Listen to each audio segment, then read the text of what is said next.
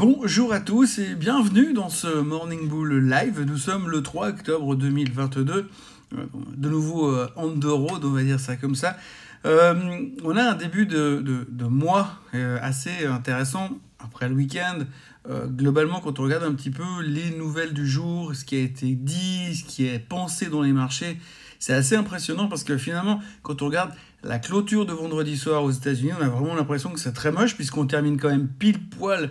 Souvenez-vous sur ce niveau des 3585 dont on avait déjà parlé et on est vraiment à des niveaux de support extrêmement délicats, donc on pourrait quand même se dire, vu l'ambiance globale, il n'y a pas de raison de s'exciter. Et pourtant, finalement, quand on lit un peu les commentaires à droite, à gauche, on a l'impression que quand même il y a un certain confort, une certaine satisfaction de ce qui est en train de se passer, et on voit quand même 2-3 commentaires positifs qui ont l'air de vouloir commencer à dire peut-être qu'on est en train d'atteindre des niveaux intéressants et qu'on peut commencer peut-être à construire quelque chose. Alors c'est un petit peu toute l'ambivalence de ce lundi matin, de ce premier jour de trading du mois d'octobre et de ce début de semaine, puisque d'un côté vous avez un espèce de vent d'optimisme et de l'autre côté vous avez le Crédit Suisse qui fait des siennes.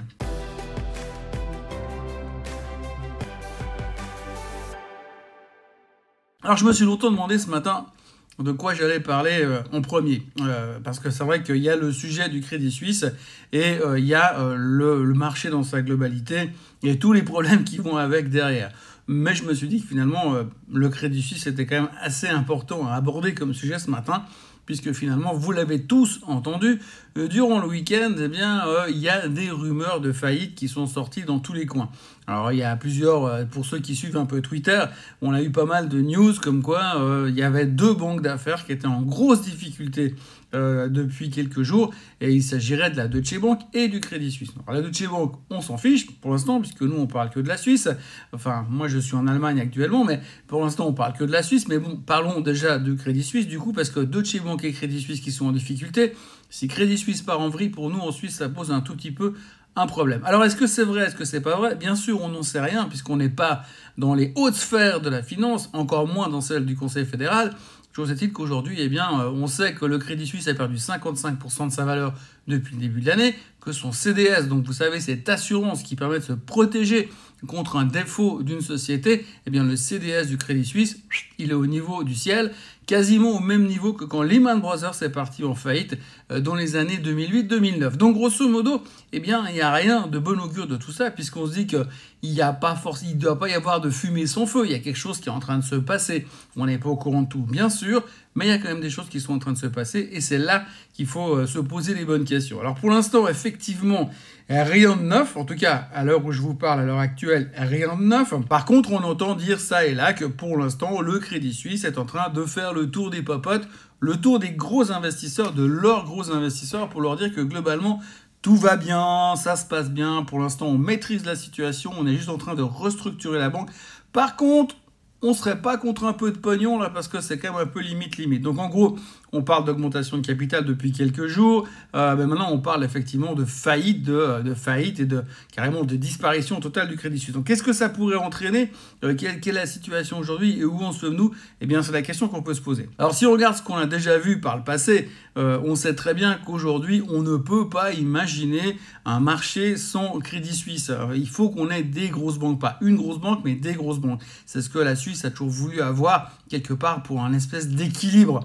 On s'entend bien, mais je veux dire un espèce d'équilibre. Donc du coup, aujourd'hui, on se dit que puisque le Conseil fédéral et l'État a déjà sauvé à plusieurs reprises, d'une certaine manière ou d'une autre, l'autre grosse banque, on peut se dire que sur ce coup-là, ce serait quand même assez logique qu'ils viennent donner un coup de main pour que ça se passe assez bien. En plus, en termes d'image, ce ne serait pas super positif si le Crédit Suisse venait à disparaître. Bref, aujourd'hui, bien sûr que j'en sais rien, je ne suis personne au milieu de tout ça, je n'ai pas reçu d'appel de M. Ouli Mora, d'ailleurs il a d'autres soucis à régler pour l'instant en ce moment, mais quoi qu'il en soit, on n'en sait rien et on va devoir composer avec. Alors aujourd'hui, on ne sait pas trop comment le Crédit Suisse va ouvrir tout à l'heure. C'est vrai que vu là où il est plutôt logique qu'il devrait se retrouver à des niveaux au plus bas, à des niveaux, on va dire, historiquement bas, encore une fois, puisqu'il avait battu la semaine dernière les plus bas historiques. Il est plus que probable qu'aujourd'hui, en ce début de semaine, ils fassent de même. En tous les cas, ce que l'on peut dire aujourd'hui, c'est que l'on ne peut pas confirmer quoi que ce soit, bien sûr, parce que je ne suis pas le gouvernement suisse. Néanmoins, si je devais donner un sentiment, un feeling quelque part, eh bien, ce serait de dire on ne peut pas décemment laisser partir le Crédit Suisse en faillite, donc il faudra trouver une solution futur. Sous quelle forme? J'en sais rien. Un rachat, une fusion, un soutien du gouvernement, une restructuration majeure pour pouvoir continuer à avancer.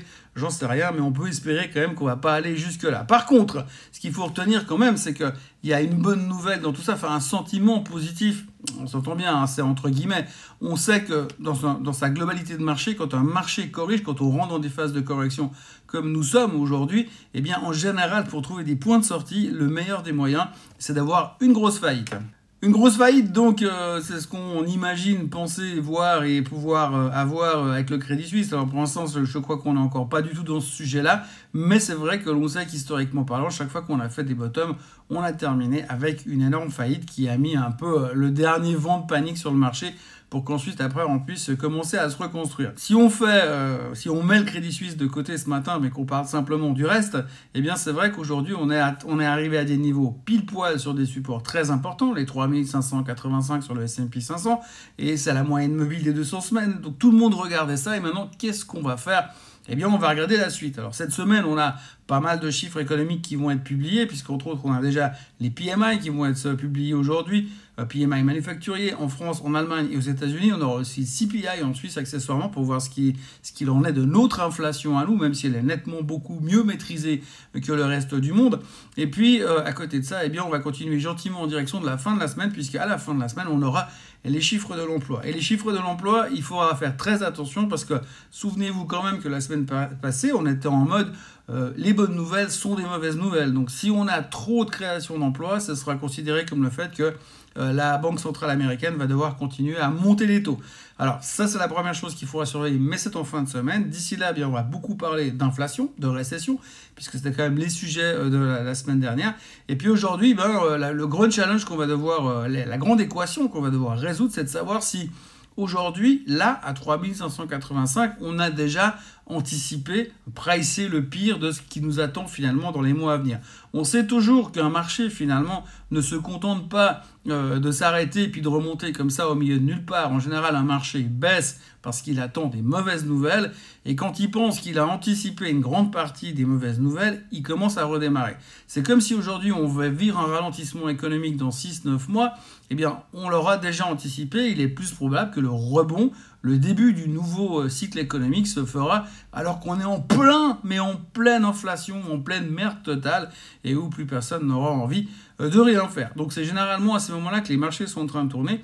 Et si on lit un petit peu ce qui a été écrit ce week-end, ce qui se dit à droite à gauche dans les arcanes de Wall Street, eh bien on a le sentiment effectivement qu'il y a quand même 2-3 personnes, alors pas la majorité, 2-3 personnes qui commencent à dire que finalement, c'est difficile de savoir si aujourd'hui, à 3585, on fait les bottoms, mais quelque part par là autour, il y a quand même des choses qui sont en train de se construire. Quand on clôture 3 fois de suite, 5 fois de suite au-dessus de 30% de vol, de 30 sur le niveau du VIX, eh bien c'est généralement un signe positif pour essayer de jouer le prochain rebond. Eh bien si vous regardez aujourd'hui ce qui s'est passé sur la VIX ces derniers temps, eh bien on n'est pas loin de ce niveau-là, donc on a plutôt un signal positif technique en termes de rebond qui voudrait nous laisser espérer qu'on puisse remonter assez rapidement ces prochains jours en tous les cas.